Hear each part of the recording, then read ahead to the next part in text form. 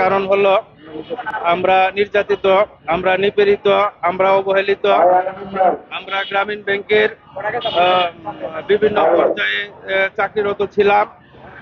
আমাদের আজকে এখানে দাঁড়ানোর উদ্দেশ্য হলো যে আমাদের দাবিটুকু বর্তমান সরকারের যে প্রধান উপদেষ্টা আছেন ওনার দৃষ্টিগোচর সহ সকল উপদেষ্টার দৃষ্টিগোচর করানোর জন্য আমাদের এখানে দাঁড়ানো। আমাদেরকে গ্রামীণ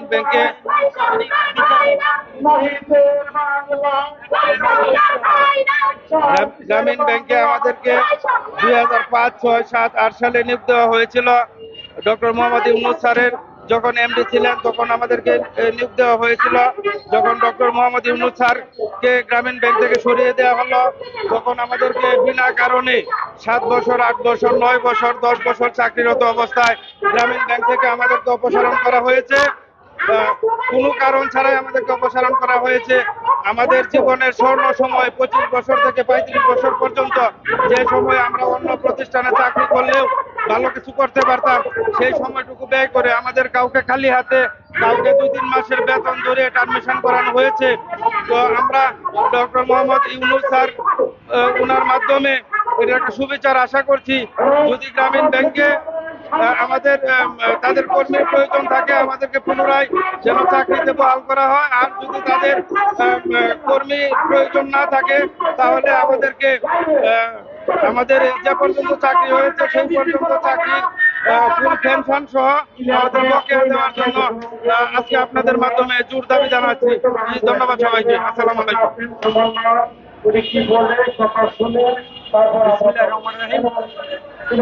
আজকে আমরা গ্রামীণ ব্যাংকের সমস্ত নির্যাতিত কর্মী আমরা এখানে সমবেত হয়েছি এজন্য যে আমাদেরকে বিনা হাতে বিনা টাকায় আমাদেরকে 10 বছর হওয়া সত্ত্বেও আমাদেরকে কোনো টাকা পয়সা না দিয়ে বিভিন্নভাবে প্রতারিত করা হয়েছে। এজন্য আমরা মানবতার জীবনযাপন করতেছি। আমরা অনেক ভাবে চেষ্টা করছি, আমরা উপস্থ কর্মকর্তার কাছে গিয়েছি, তারা আমাদের কোনো সমাধান দেয় নাই।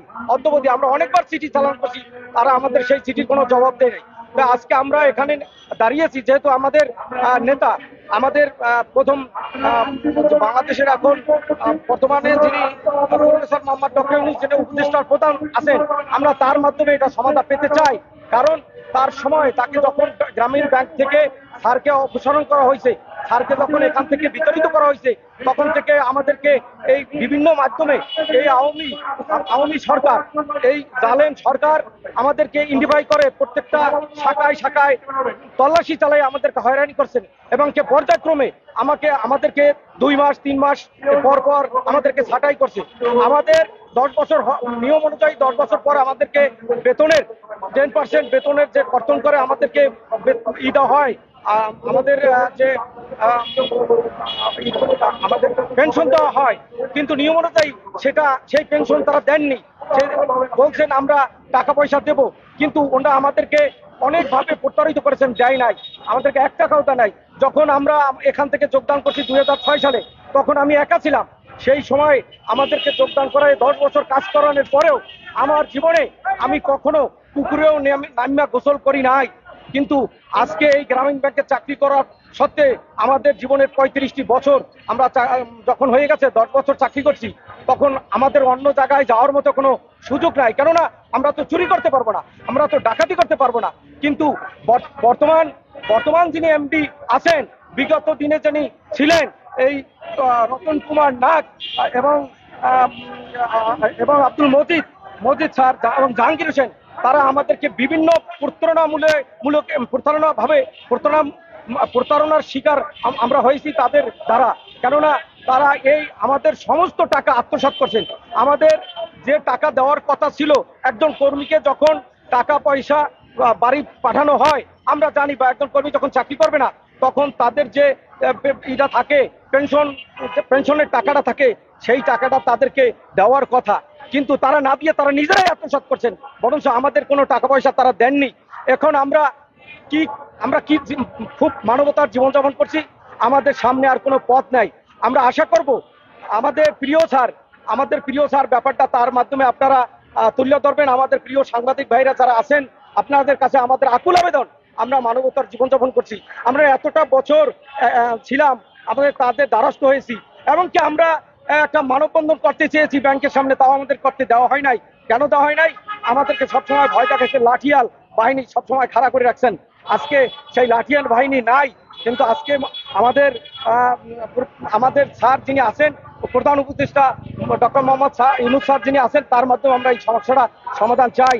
তাকেও যখন এখান থেকে উদ্যোগ করা হয়েছে, আমাদের পরপর আমাদেরকে উদ্যোগ করা হয়েছে, কারণ আমরা স্যারের পার্টি করছি, মানে আমরা স্যারের পক্ষে কথা বলার জন্য আমাদেরকে এখান থেকে সরানো হয়েছে, এবং কোনো টাকা পয়সা না দিয়েই সরানো হয়েছে। তাই আমরা এখন আমাদের এই কথাগুলো আপনারা তুলে ধরবেন, আমরা যেন এর সুবিচার চাই। আমরা যেন আপনাদের মাধ্যমে আমরা একটা আমাদের শপথে আমরা যেন বহাল হতে চাই, এবং 10 কার্য দিবসের মধ্যে বকেয়া প্রদান আমাদেরকে করতে হবে। আমাদের দাবি দুইটা। আমাদের দাবি হলো প্রফেসর মোহাম্মদ ইউনূস স্যার মহোদয় অনুপস্থিতিতে স্বৈরাচারের দোষরদের কর্তৃক জোরপূর্বক চাকরিচ্যুত করা, তথাকথিত স্বেচ্ছায় অবসরে যেতে বাধ্য করা, এবং অহেতুক বাধ্যতামূলক অবসরে পাঠানোদেরকে চাকরি দিতে পুনর্বহাল করতে হবে। আমাদের আরেকটা দাবি হলো স্বৈরাচারের দোসর সাবেক চেয়ারম্যান অধ্যাপক আব্দুল মজিদ এবং তার সহযোগিতা করা সাবেক এমডি জাহাঙ্গীর হোসেন হাওলাদার থেকে শুরু করে বর্তমানে অ্যাডভোকেট নূর মোহাম্মদ যারা অন্যায় এবং দুর্নীতির সাথে জড়িত, তাদের সবাইকে বিচারের আওতায় নিয়ে আসতে হবে। সাবেক চেয়ারম্যান এমডি সহ জড়িত বিভাগীয় প্রধানদের বিরুদ্ধে অভিযোগ সমূহ, এই জালেম সরকারের বিরুদ্ধে যেসব তারা লুটপাট করেছেন, তার কিছু বিবরণ আমরা তুলে ধরছি। এটা হলো, এক নম্বর হলো ডক্টর মোহাম্মদ ইউনূস স্যারের বিরুদ্ধে অপপ্রচার করার জন্য বিভিন্ন মিডিয়া বাবদ কিছু টাকা খরচ করেন, কিন্তু 1,18,00,000 টাকা খরচ দেখিয়ে বেশিরভাগ টাকা তারা আত্মসাৎ করেন। এবং 2 ডক্টর মোহাম্মদ ইউনূস স্যারের বিরুদ্ধে ষড়যন্ত্র করে মিথ্যা মামলায় ডকুমেন্টারি তৈরি করার জন্য অবসরপ্রাপ্ত মেজর জুবাইদের নেতৃত্বে প্রায় 15 থেকে 16 জনের একটি টিম গঠন করে তাদের জন্য অল্প খরচ করে প্রায় 17,000 টাকা প্রায় 2 কোটি টাকা খরচ দেখিয়ে বেশিরভাগ টাকা আত্মসাৎ করেন। 15 থেকে 16 জনের দুপুরের লাঞ্চ বাবদ 12,17,000 টাকা খরচ দেখিয়ে তাও সমস্ত টাকা আত্মসাৎ করেন। প্রকৃতপক্ষে আত্মসাৎ করেন এই কারণে, আমার জানা মতে আমাদের একটা কাগজে 293 জন কর্মীকে ছাঁটাই করা হয়, এবং তাদেরকে বিনা কারণ দেখিয়ে নোটিশ দেওয়া হয় যে আপনাদেরকে অব্যাহতি দেওয়া হলো।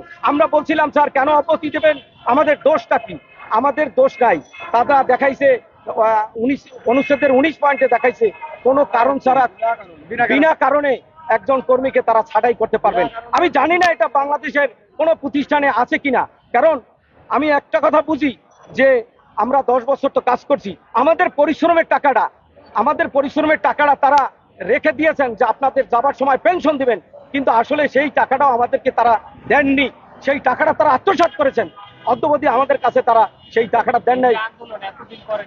আমরা এতদিন আমরা করি নাই, আমরা অনেকবার করতে চেয়েছি, আমরা চিঠি চালান করছি, আমরা আমাদের প্রধান হেড অফিসে চিঠি দিয়েছি, আমাদের সেই ডকুমেন্টস আমার কাছে আছে, কিন্তু তারা কোনো চিঠি দেয় নাই। বরঞ্চ এই আওয়ামী সরকারের লোকজন লাঠিয়াল বাহিনী দিয়া আমাদের দ্বারস্থ হইতে দেয় না।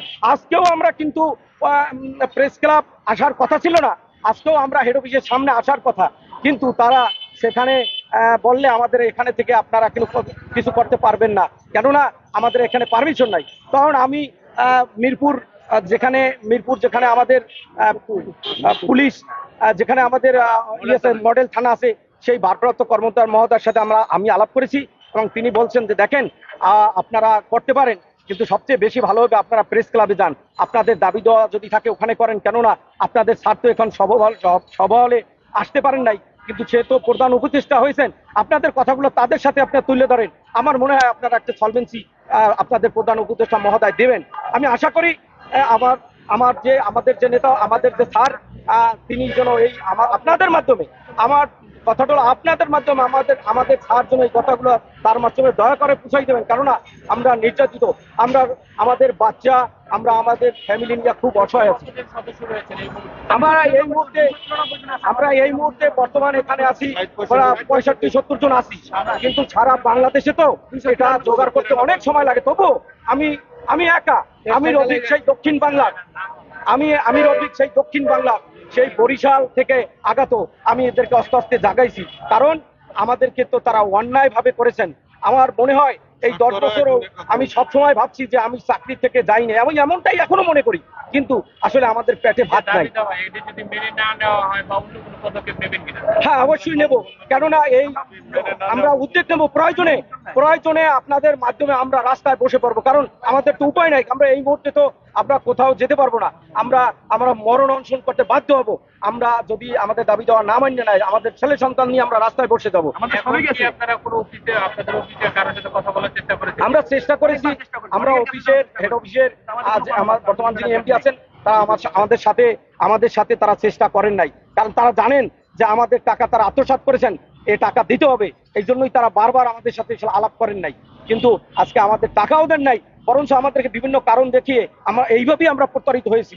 কিন্তু প্রকৃতপক্ষে আমি বললাম না যে আমার লাইফে আমি যখন পুকুরেও গোসল করি নাই, কিন্তু আমি সেই পুকুর ডেঙ্গিয়ে না, শুধু বাংলাদেশের প্রত্যন্ত অঞ্চলের আপনারা জানেন যে বাংলাদেশের প্রত্যন্ত অঞ্চলের গ্রামীণ ব্যাংকের যতগুলো শাখা রয়েছেন সেটা একবার নিম্ন পর্যায়ে রয়েছেন, সেখান থেকে আমরা সেই ছোট ছোট খাল সাথীও আমরা কিন্তু কেন্দ্র কালেকশন করছি, অথচ আমাদের পরিশ্রমের টাকা তারা আত্মসাৎ করেছেন।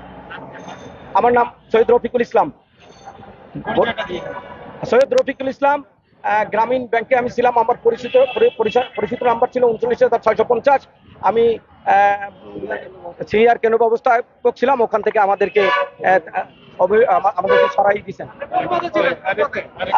সিনিয়র কেন্দ্র ব্যবস্থাপক পদে ছিলাম। দর্শক, যেমনটি দেখাচ্ছিলাম আপনাদেরকে, যে দেখতে পাচ্ছিলেন যে এখানে যারা রয়েছেন তারা কিন্তু গ্রামীণ ব্যাংকের যারা কর্মচারী রয়েছে তারা কিন্তু এখানে অবস্থান করছিলেন, এবং তাদের যে একটি অবস্থান কর্মসূচি সেটি হচ্ছিল যে তাদেরকে কিন্তু এখান থেকে যে চাকরি ছিল এই চাকরি থেকে তাদের দর্শক, যেমনটি বলছিলাম যে অন্যায়ভাবে গ্রামীণ ব্যাংক হতে চাকরিচ্যুত কর্মকর্তা এবং কর্মচারীদের চাকরি ফেরত দেওয়া এবং বর্তমান দুর্নীতিবাজ এমডি নূর মোহাম্মদকে অপসারণের জন্য অন্তর্বর্তী সরকারের প্রধান উপদেষ্টার কাছে জোর দাবি জানিয়েছেন। এমনটি শুনতে পাচ্ছিলাম আমরা। ভাই সামনে গেলাম আরেকটু কথা।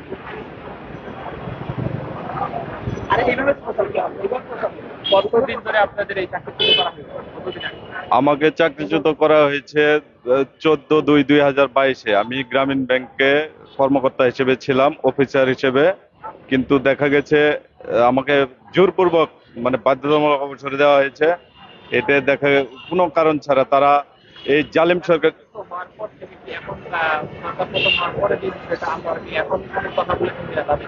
হ্যাঁ, এখন আমরা তাদের কাছ থেকে বারবার কথা বলার চেষ্টা করেছি, এই যে আজকেও ভাই বলেছিল, কিন্তু তারা কোনো কর্ণপাত করে না। হ্যাঁ, এখন আমরা মূলত মানবতার জীবনযাপন করতেছি। আমরা আমাদের সকলের দাবি, আমাদের যাদের চাকরিচ্যুত করা হয়েছে তাদের চাকরিটা আমরা ফেরত চাই। আমাদের পরিবার আছে, আমার মাননীয় প্রধান উপদেষ্টা, আমাদের গ্রামীণ ব্যাংকের প্রতিষ্ঠাতা এবং বিশ্বের একমাত্র সৎ প্রতিষ্ঠান শান্তিতে নোবেল বিজয়ী আমাদের প্রিয় স্যার ডক্টর মোহাম্মদ ইউনূস স্যারের কাছে আমাদের একটাই অনুরোধ থাকবে, জোরালো দাবি থাকবে, তিনি যেন আমাদের গ্রামীণ ব্যাংক তার সন্তান আমরা, আমাদের যে অন্যায়ভাবে এই চাকরিচ্যুত করা হয়েছে, যাদেরকে জোরপূর্বক অবসরে দিয়েছে, যাদেরকে বিনা বেতনে দিয়েছে, কাউকে 18 বেচিকে দিয়েছে, এই কাউকে ক্ষমতার অপব্যবহার করে বাধ্যতা।